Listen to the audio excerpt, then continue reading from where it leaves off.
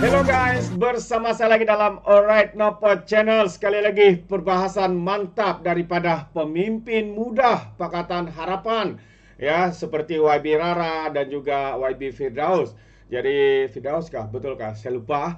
Namun apapun sahabat semua, inilah yang memberikan perbezaan besar ya antara perbahasan yang dibuat oleh pemimpin muda penyokong pada kerajaan ketimbang ya dengan perbahasan pemimpin pemuda muda ya daripada Perikatan Nasional, tidak kira lah ya daripada PAS maupun Bersatu. Yang kita lihat ya lebih kepada provokasi, penyindiran, lebih kepada serangan, lebih kepada permainan politik sampah sahabat semua. Jadi ini yang menarik ya untuk saya bawakan bersama dengan Anda, supaya adakah Anda setuju ataupun seirama dengan pandangan saya ini. Jadi tanpa membuang masa, ayo kita tonton video ini bersama-sama. Bismillahirrahmanirrahim. Assalamualaikum warahmatullahi wabarakatuh dan salam sejahtera. Pekan Bentong jauh ke tengah, di janda baik kita bersua. Menabur bakti tanpa lelah, belanjawan madani untuk semua. Tan Sri Yang di-Pertua, saya ingin mengambil kesempatan ini untuk mengucapkan setinggi-tinggi tahniah kepada Yang Amat Berhormat Perdana Menteri serta warga kerja pentadbiran yang telah berhempas pulas dalam menyediakan Belanjawan 2025 ini yang mengangkat martabat rakyat dalam menggapai aspirasi cita sempurna negara ini. Belanjawan yang menelan belanja sehingga RM421 bilion ini, yakni yang tertinggi dalam sejarah negara, sudah tentu memerlukan kerajaan untuk memastikan kutipan hasil pendapatan negara yang lebih makmur serta pengagihan hasil pendapatan serta pengagihan semula kekayaan negara yang lebih adil kepada semua lapisan masyarakat. Belanjawan ini membawa satu wacana bahawa keadilan itu bukanlah satu kesamarataan, bahkan ia sebuah upaya memberikan hak kepada mereka yang berhak. Ia bukan tentang memusuhi golongan maha kaya, akan tetapi menyemangati kebersamaan dalam memanfaatkan mahsul dan khazanah negara. Bak kata pepatah, adat pulau limburan pasang. Kita dapat lihat hasil daripada penyelarasan subsidi diesel dan upaya membanteras rasuah dan penyelewengan, kerajaan bukan sahaja mampu melakukan penjimatan dan mengurangkan ketirisan, akan tetapi dapat menarik keyakinan pelabur luar untuk terus melabur di Malaysia. Tan Sri Yang di-Pertua, keputusan kerajaan untuk meneruskan subsidi petrol untuk 85% rakyat yang layak adalah satu keputusan yang baik. Ia memerlukan iltizam politik yang tinggi dan keberanian dalam melakukan sesuatu transformatif dan berupaya memberikan lebihan peruntukan kepada negara. Banyak yang boleh dilakukan dengan penyelarasan ini. Misalnya, sektor pendidikan dan kesihatan kita memerlukan belanja yang besar bagi menaik taraf prasarana, meningkatkan peluang pekerjaan, memberikan gaji yang berpatutan, menambahkan kelengkapan serta membaiki mutu perkhidmatan. Walau bagaimanapun, mekanisme penyelarasan subsidi ini haruslah dibuat dengan cermat dan teliti agar tidak mengesampingkan mereka yang benar-benar layak. Ini termasuklah pendefinisian T15 yang memerlukan penelitian yang jelas ketimbang jumlah isi rumah, wilayah yang diduduki sama ada di luar atau dalam bandar serta kos sara hidup yang perlu ditanggung. Saya berharap kerajaan dapat menambah baik dan memanfaatkan sistem padu yang telah dilancarkan sebelum ini dan menggalakkan lebih ramai rakyat Malaysia untuk terus mendaftar. Sudah tiba masanya ukuran kemiskinan kita tidak berpandukan kepada pendapatan semata-mata.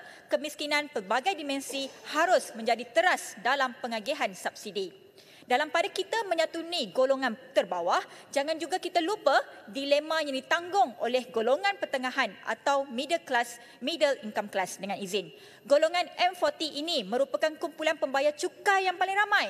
Daripada lebih 17.2 juta pekerja, 4 juta daripadanya adalah pembayar cukai aktif, manakala 70% daripada pembayar cukai ini adalah datangnya dari golongan kelas menengah. Mereka tidak mendapat apa-apa bantuan tunai dari kerajaan, malah tidak mendapat manfaat daripada gaji minima. Malah mereka akan terhimpit dengan bebanan kos sara hidup yang meningkat, kesan daripada inflasi. Berikutan pelarasan subsidi yang akan dilaksanakan kelak. Jadi saya mengesyorkan agar kerajaan untuk membuat penakkulan semula bagi mengurangkan cukai pendapatan sebanyak 2% bagi golongan ini. Kedatipun pelarasan gaji minima kepada RM1,700 ini merupakan upaya memberikan gaji yang bermaruah kepada golongan pekerja. Jangan pula kita lupa bebanan yang terpaksa ditanggung oleh perusahaan kecil dan sederhana sekiranya ia dilaksanakan. Kita tidak mahu perniagaan mereka terjejas serta mengakibatkan perberhentian pekerja demi mengurangkan kos. Oleh itu, saya sarankan agar kerajaan mengurangkan kadar cukai yang dikenakan kepada syarikat PKS ini. Seterusnya, saya ingin membangkitkan berkenaan dengan peruntukan untuk penyakit jarang jumpa. Melalui belanjawan ini, kerajaan memperuntukkan sebanyak RM25 juta bagi tabung amanah penyakit jarang jumpa. Namun, persoalan saya ialah bagaimanakah dana ini diuruskan dan diagihkan? Ini kerana terdapat sejumlah 7,000 lebih penyakit jarang jumpa yang diketahui dan sebanyak 490 jenis daripadanya adalah didaftarkan di bawah senarai KKM. Apakah jenis penyakit yang paling diperlukan dan perlu dijadikan keutamaan? Sebagai contoh, salah satu penyakit jarang jumpa yang perlu diberi keutamaan ialah penyakit hemofilia, yang mana dianggarkan seorang daripada 30,000 rakyat Malaysia mewarisi penyakit ini dari keluarga. Ia memerlukan terapi berkala, yakni terapi profilaksis yang diperlukan bagi mengekalkan faktor pembekuan darah dalam jumlah yang mencukupi untuk keperluan badan. Oleh itu, saya mengesyorkan agar kementerian dapat menambah baik sistem perolehan pembekalan perubatan supaya dapat menjamin bekalan yang berterusan untuk pesakit. Peruntukan juga perlu diberikan untuk menambah bekalan perubatan khususnya bagi ubat-ubatan inovatif dengan kesan jangka panjang yang tidak memerlukan kekerapan suntikan.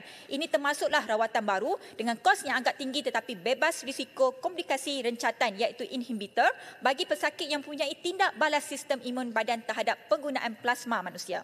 Dalam macapada ini, kes kanak-kanak yang disahkan autism telah meningkat dari hanya 183 kes pada tahun 2013 kepada 1,681 kes pada tahun 2023. Oleh itu, saya menyambut baik perancangan kerajaan untuk menubuhkan 11 pusat permata baru yang akan dibina di setiap negeri serta menubuhkan sebuah pusat perkhidmatan autism dengan dana sebanyak 5 juta. Ini sangat penting untuk menyebarluaskan kesedaran tentang autism ini kepada masyarakat khususnya ibu bapa. Saya mencadangkan agar Kementerian Pengajian Tinggi dapat memperbanyakkan lagi kursus-kursus bersijil di kolej-kolej terpilih bagi menggalakkan lebih ramai lagi juru pulih perubatan cara kerja ini. Dan juga kalau kita lihat tempoh menunggu untuk kelas terapi yang disediakan oleh Kementerian Kesihatan memakan masa yang berbulan-bulan, adalah lebih baik sekiranya pihak kementerian dapat menubuhkan satu jabatan khas autism yang diberikan dana tambahan bagi menambah baik fasiliti dan melantik juru pulih perubatan cara kerja secara kontrak. Tan Sri Yang di-Pertua, saya teruskan kepada perhatian kementerian terhadap prasarana kesihatan yang menjadi tunjang kepada negara. Saya menyambut baik peruntukan untuk naik taraf klinik-klinik daif di seluruh negara yang meningkat kepada 300 juta. Oleh itu, Bentong memohon supaya klinik desa di Janda Baik dan Bukit Tinggi turut juga dimasukkan dalam senarai pada tahun hadapan kerana kita amat memerlukan untuk menaik taraf klinik desa tersebut kepada klinik yang lebih baik. Saya juga ingin mencadangkan supaya kerajaan pertimbang untuk menyegerakan pembinaan hospital baru di Bentong bagi meningkatkan akses kepada perkhidmatan kesihatan. Ini kerana walaupun hospital Bentong telah mempunyai pakar yang mencukupi, kemudahan perubatan serta kelengkapan yang terhad telah membataskan peranan hospital untuk menyediakan perkhidmatan perubatan yang lebih baik. Saya turut menyarankan agar isu penukaran nama geran tanah kepada KKM dapat diselesaikan dengan segera antara pihak kerajaan pusat dan kerajaan negeri. Misalnya, hasil lawatan saya sebagai ahli jawatankuasa pilihan kas kesihatan di Hospital Kuantan mendapati isu pemilikan tanah masih lagi tidak selesai selepas berpuluh-puluh tahun yang melibatkan kos bayaran premium tanah berratusan juta ringgit. Jadi saya fikir perbincangan ini perlu disegerakan bagi memastikan bahawa memudahkan kerja-kerja baru untuk menambah bangunan ataupun fasiliti baru di dalam kawasan hospital. Poin yang di-Pertua, selain itu saya berharap agar isu bebanan kerja petugas kesihatan kita dapat ditangani segera bagi mengelakkan kejadian-kejadian tidak diingini akibat persekitaran kerja yang toksik serta kekurangan petugas untuk menangani jumlah pesakit yang kian bertambah. Kita tidak mahu lagi kes-kes bunuh diri yang melibatkan kes buli ataupun keletihan fizikal dan emosi yang kritikal yang mengganggu gugat mutu perkhidmatan mereka. Mereka juga adalah wira negara yang menjadi barisan hadapan mempertahankan sistem kesihatan kita untuk terus berdaya tahan menghadapi sebarang bentuk krisis kesihatan seperti wabak penyakit berjangkit. Dari sudut pendidikan pula, saya memuji pihak kerajaan yang telah menyediakan dana sebanyak 1 bilion khusus untuk menyelenggara semua jenis sekolah dalam keadaan daif dan uzur. Walaupun 8,300 tanda sekolah telah berjaya dibaik pulih, tetapi masih ada isu-isu yang di beberapa tempat seperti masalah kontraktor dan sebagainya dan sebut harga. Jadi saya mencadangkan agar dana-dana projek seperti ini terus disalurkan kepada pihak sekolah bagi memudahkan pihak sekolah memantau terus kerja-kerja yang telah dibuat. Seterusnya, infrastruktur jalan raya yang baik dan selamat adalah nadi penting dalam pembangunan ekonomi. Saya menegaskan keperluan untuk menaik taraf lebuh raya Kuala Lumpur Karak adalah amat penting dan saya difahamkan pada tahun hadapan akan dilebarkan lagi lebuh raya Karak. Namun begitu, adalah amat penting juga untuk pemasangan lampu jalan di sepanjang lebuh raya Karak. Ini kerana kerap berlaku kemalangan pada waktu malam, kerap berlaku kemalangan sehingga meragut nyawa. Dan juga kalau kita lihat pada tahun hadapan ada peruntukan sebanyak 178 juta ringgit yang akan diperuntukkan untuk memasang lampu jalan di Jalan Persekutuan, dan saya harap lebuh raya Karak dan juga di lebuh raya LTU yang memerlukan perhatian daripada sudut pemasangan lampu jalan serta penyelenggaraan jalan dan papan tanda yang lebih baik. Lebuh raya LTU ini adalah lebuh raya lingkaran tengah utama. Seperti yang kita sedia maklum, hampir setiap minggu berlaku kemalangan di kawasan lebuh raya ini, terutamanya lebuh raya Karak. Jadi saya berharap juga kes-kes ini dapat diringankan dengan adanya fasiliti yang lebih baik seperti lampu jalan dan juga menambah baik sistem seperti keadaan selekoh-selekoh yang berbahaya di kawasan lebuh raya tersebut. Ini kerana kalau kita lihat kebanyakan kan kemalangan ini berlaku adalah kerana akibat daripada lori-lori besar yang menggunakan lebuh raya tersebut. Kebanyakan pemandu ini dikatakan mengejar trip untuk mendapatkan sebanyak mungkin komisen yang diberikan oleh syarikat logistik akibat mendapat gaji pokok yang rendah. Jadi saya harap Kementerian Pengangkutan juga dapat menyemak semula dasar dan tindakan yang sewajarnya bagi menangani isu ini. Dan untuk Kementerian JKR, saya berharap agar perancangan untuk pemasangan high speedway in motion bagi mengekang nahas jalan raya dapat diberikan keutamaan dan dipasang di lebuh raya Karak yang menjadi laluan utama rakyat ke pantai timur. Dan juga yang terakhir, sebelum saya mengakhiri ucapan juga, amat penting dan sekali lagi saya meminta, saya kira setiap kali dalam perbahasan saya membangkitkan isu ini, iaitu betapa pentingnya satu-satunya jalan daripada Pelangai ke Bentong adalah keadaannya pada hari ini dengan jalan yang gelap, jalannya sangat belok kiri kanan yang putar belik seperti ular. Jadi saya sangat berharap akan ada bajet untuk menaik taraf jalan tersebut serta meneruskan projek lebuh raya CSR dari Mempaga ke Pelangai. Ini amat penting untuk warga Pelangai. Ini amat penting juga untuk warga Bentong dan saya percaya dengan meneruskan projek lebuh raya CSR dari Mempaga ke Pelangai ini juga akan memberikan kemudahan kepada penduduk di Negeri Sembilan. Dan begitu juga Puan Yang di-Pertua, tahun hadapan merupakan tahun yang sangat penting buat negara, iaitu selain memikul peranan yang besar sebagai pengurusi ASEAN, kita juga harus memanfaatkan posisi Malaysia sebagai pengurusi AIPA untuk melonjakkan kedudukan Malaysia di pesada antarabangsa. Saya ingin bertanya kepada pihak Kementerian Pelancongan, Seni dan Budaya, apakah persediaan kerajaan dalam memastikan inisiatif pelancongan untuk tahun melawat Malaysia 2026. Saya berpendapat inilah peluang yang terbaik untuk kita mempromosikan Malaysia sebagai destinasi pelancongan terbaik di Asia Tenggara. Oleh itu saya juga mohon agar kementerian turut mengangkat beberapa lokasi pelancongan yang strategik di Bentong seperti Gua Cinta Manis, Kampung Janda Baik sebagai destinasi pilihan memandangkan jaraknya tidak jauh daripada Kuala Lumpur. Sudah tentu lokasi-lokasi ini memerlukan dana yang mencukupi untuk menaik taraf prasarana serta membaik pulih kemudahan-kemudahan asas bagi menampung pertambahan penduduk dan peningkatan jumlah pelancong kelab. Bentung, minta laluan sikit. Saya nak sokong Bentung.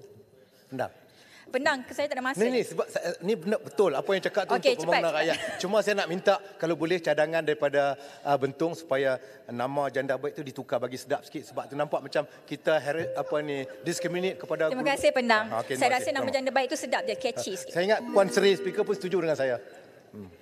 Baiklah. Yang terakhir, Puan Di-Pertua, selanjutnya dalam usaha kita meningkatkan taraf hidup rakyat, jangan kita lupa tentang hak orang asli yang perlu kita tunaikan dalam menghormati mereka sebagai pribumi.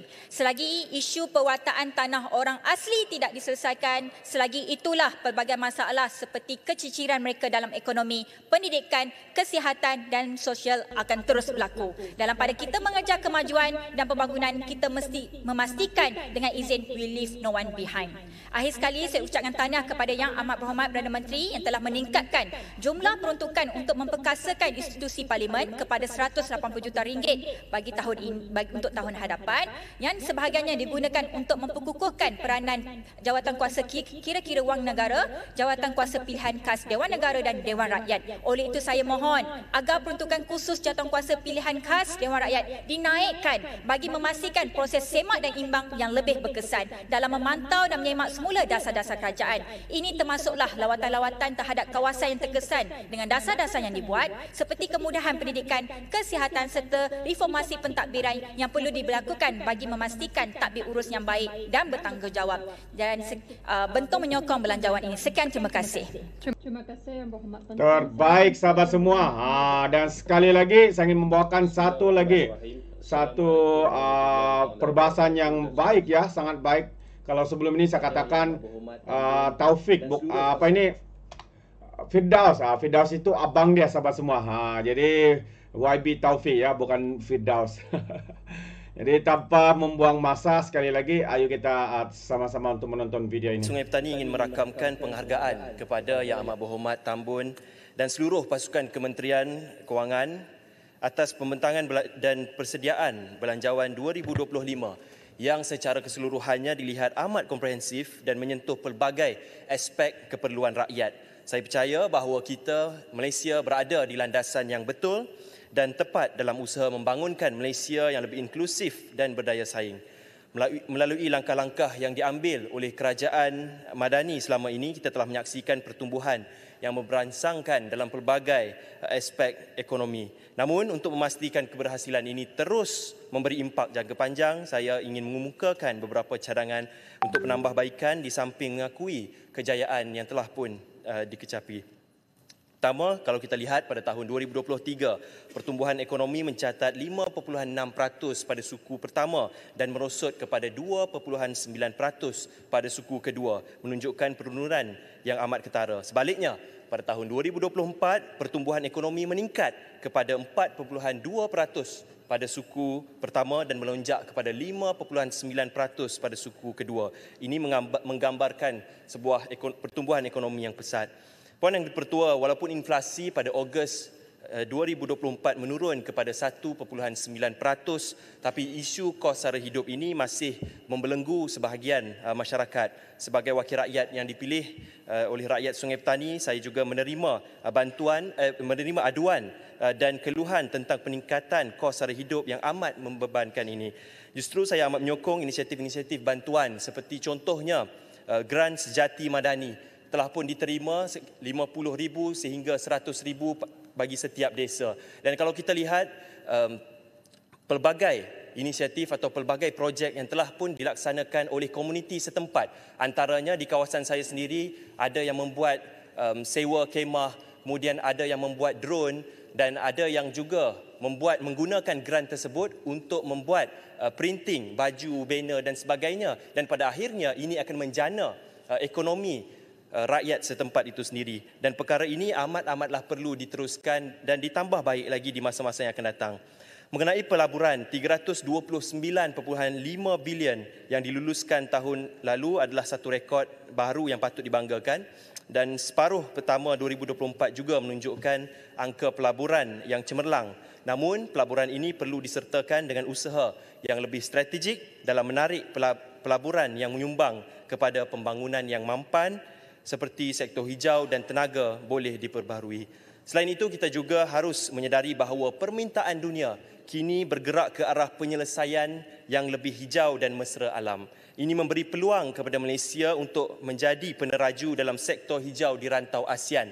Ditambah pula, pada tahun 2025, kita merupakan pengerusi ASEAN, dan melalui strategi pelaburan yang diselaraskan dengan keperluan alam sekitar dan sosial, kerajaan dapat memastikan pertumbuhan ekonomi yang adil serta memberi manfaat kepada generasi yang akan datang. Tenaga hijau ini berpotensi besar untuk menarik lebih banyak foreign direct investments (FDI) ke Malaysia seiring dengan komitmen global terhadap sumber tenaga yang lestari. Program seperti RE100 di mana syarikat-syarikat antarabangsa berikrar untuk menggunakan 100% tenaga boleh diperbaharui menjadi pendorong utama bagi negara yang mampu menyediakan sumber tenaga bersih ini. Puan Yang di-Pertua, dalam mengejar agenda hijau, kita mesti mengatasi kekurangan kedoktoran dan penyelidik dalam bidang STEM. Ini amat-amat penting.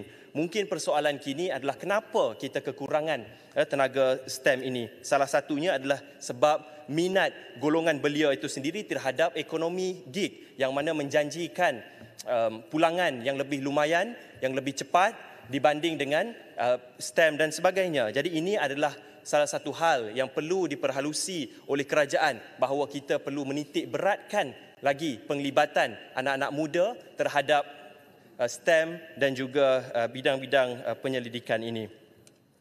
Puan Yang di-Pertua, bidang seperti pembuatan semikonduktor juga sangat memerlukan tenaga kerja mahir daripada TVET yang berpotensi menjadi penggerak utama dalam industri hijau dengan menyediakan lebih banyak beasiswa dan laluan pendidikan untuk pelajar dalam bidang TVET. Malaysia bukan sahaja dapat membangunkan tenaga kerja berkemahiran tinggi yang diperlukan untuk teknologi hijau, tetapi juga dapat menyelesaikan isu pengangguran belia. Ini kerana peluang pekerjaan dalam industri hijau dan teknologi seperti semikonduktor ini semakin berkembang. Dan kalau kita lihat, saya berasa lega apabila Yang Amat Berhormat Perdana Menteri mengatakan kadar pengangguran telah menurun kepada 3.2% setakat Ogos 2024, terendah sejak Januari 2022 atau sebelum COVID. Namun begitu, ini adalah amat-amat perlukan perhatian juga oleh pihak kerajaan.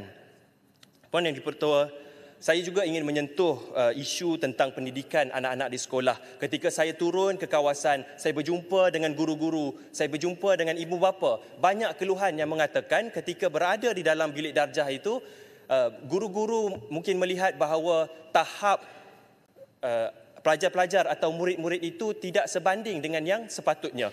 Ada yang mungkin tingkatan 4 masih lagi belum boleh untuk membaca dan mengira. Ini adalah satu perkara yang amat-amat merisaukan, khususnya untuk kita melahirkan generasi cerdik pandai, untuk kita menjaga aset masa depan negara. Kenapa?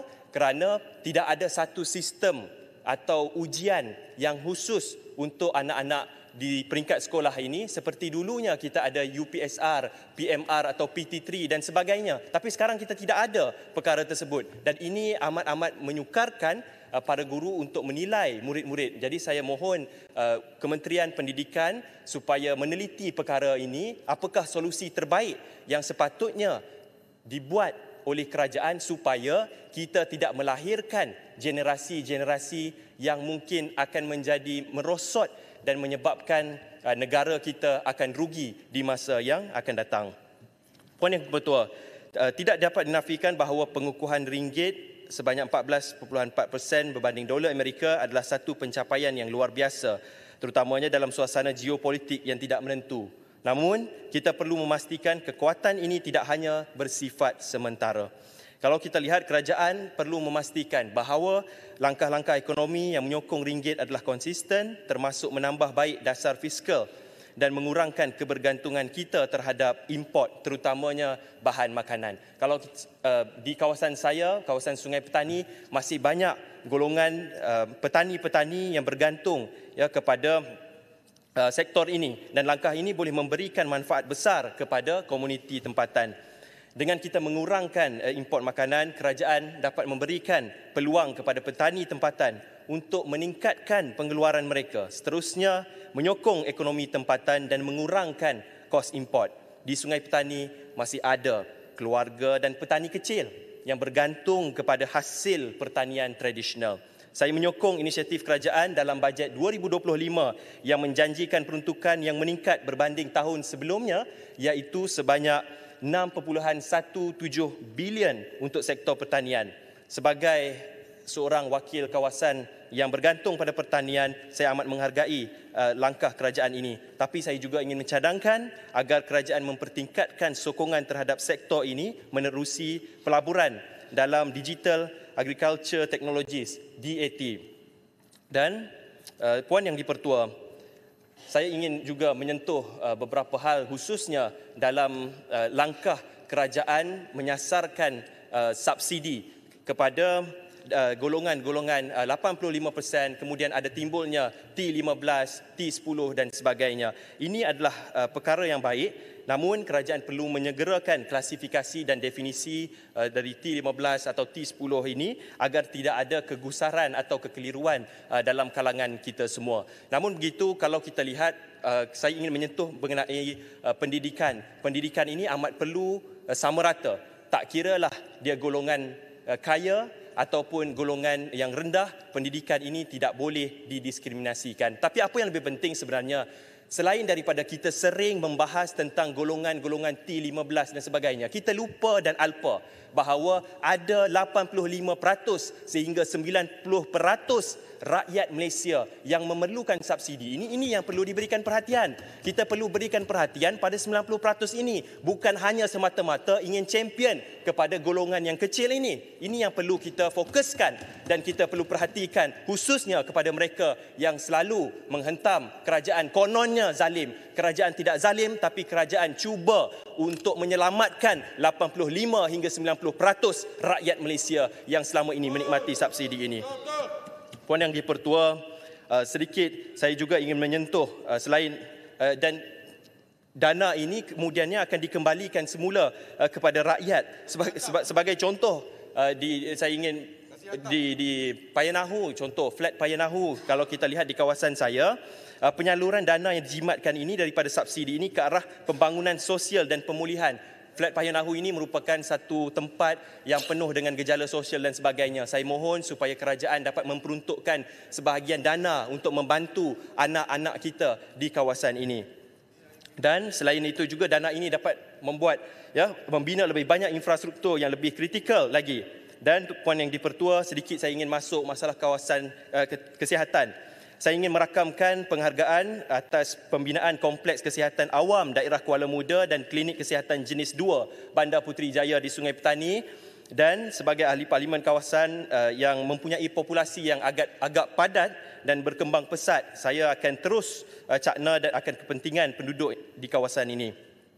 Dan saya melihat bahawa isu di Sungai Petani adalah Hospital Sultan Abdul Halim, Hospital Sungai Petani yang padat dengan pasien atau pesakit, kemudian kekurangan tenaga medis, kekurangan doktor. Ini amat perlu diberikan perhatian oleh kerajaan kerana ia tidak hanya melibatkan Sungai Petani tetapi juga secara keseluruhannya Kuala Muda, termasuk sahabat saya daripada Parlimen Merbuk. Dan ini amat penting. Kita tidak boleh memberikan beban yang teruk kepada hospital tersebut, apalagi khususnya kepada tenaga-tenaga medis. Dan juga kita perlu memberikan penghargaan dengan menaikkan insentif kepada tenaga-tenaga medis ini, termasuklah jururawat, doktor, MO dan sebagainya. Dan ini perlukan penyelesaian yang segera. Dan kita juga perlu memperkasakan primary healthcare supaya tidak ada kepadatan pesakit di Hospital Sultan Abdul Halim dan juga di hospital-hospital besar yang lain. Puan Yang di-Pertua, sedikit sebelum menutup, saya juga ingin menyatakan bahawa bajet yang telah dibentangkan oleh Yang Amat Berhormat Tambun ini amat komprehensif, sangat menyeluruh, yang akan menjadikan masyarakat Malaysia ini sebagai sebuah masyarakat madani. Madani ini maksudnya tamadun. Sebab itu, kerajaan telah memperuntukkan sebanyak 50 juta ringgit kepada Dewan Bahasa dan Pustaka. Kita ingin membentuk sebuah masyarakat yang bertamadun, bukan sahaja perilakunya tetapi mental dan juga kelakuannya. Itu amat penting. Dan kalau kita lihat, kerajaan telah meluluskan 50 juta untuk Dewan Bahasa dan Pustaka. Dan kalau kita lihat, ini semua perlukan pelaksanaan yang baik. Kita perlu berbahasa dengan baik. Kita perlu menyantuni orang dengan baik. Dan siapa yang akan memulakan perkara ini kalau bukan kita yang berada di dalam dewan ini? Kalau kita lihat, kerajaan hari ini cuba mengangkat martabat bahasa Malaysia kita. Banyak bahasa-bahasa yang cuba diperkasakan. Tapi apa yang berlaku, ada ahli-ahli yang berhormat cuba memperolokkan bahasa. Cuba membuat jenaka-jenaka atau lawak bodoh dalam dewan ini tentang bahasa.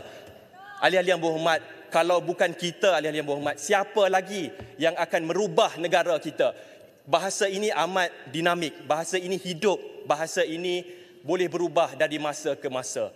Tetapi adakah kita menghargai bahasa ataupun tidak? Itu adalah yang lebih penting. Kalau bukan kita yang ingin membentuk bangsa yang intelektual, siapakah yang akan membentuk bangsa yang intelektual? Kita perlu menunjukkan satu contoh yang baik sebagai ahli yang berhormat. Bukannya buat jenaka, memperolok, ketimbang dan sebagainya. Ini adalah yang amat-amat menjengkelkan bagi saya. Amat-amat malu untuk kita nak bercerita kepada orang luar, ahli-ahli yang berhormat berperilaku seperti perkara tersebut. Dan sebab itu, Puan Dipertua, terakhir, saya last 30 second saja, Puan Dipertua. Mungkin kita terlupa bahawa politik bukan hanya tentang membangkang atau mengkritik, tetapi politik adalah untuk mencari solusi. Saya juga ternanti-nanti, selain daripada perbahasan ahli-ahli pembangkang, apakah solusi dan alternatif atau buku bajet yang cuba untuk dibentangkan dan diberikan kepada rakyat. Jadi saya harap kita dapat bekerjasama untuk membangunkan sebuah negara yang bertamadun, Malaysia Madani. Sekian, terima kasih. Sungai Petani mohon menyokong. Terbaik itu dia, seperti yang saya katakan sahabat semua, ini antara perbahasan yang mantap daripada pemimpin muda Pakatan Harapan, terus juga menempelak sikap ahli Parlimen Perikatan Nasional yang menghina bahasa ataupun perkataan seperti ketimbang, yang dibawa maksudnya kononnya kencing, penipu dan sebagainya. Bagaimana seorang ahli parlimen yang sudah mempunyai lanjut usia seperti itu mempunyai fikiran yang dangkal, bodoh dan bangang? Itu pandangan saya. Bagaimana dengan Anda sahabat semua? Anda boleh berikan komen di dalam ruangan komen. Jadi terima kasih. Izinkan saya untuk mengundurkan diri, dan seperti biasa peribahasa mengatakan, tak apapun keangkap 2 ton keinginan. Dalam bahasa Melayunya, tepuk dada, tanya selera. Sekian saya daripada Alright Napa Channel. Saya kita berjumpa lagi. Bye-bye.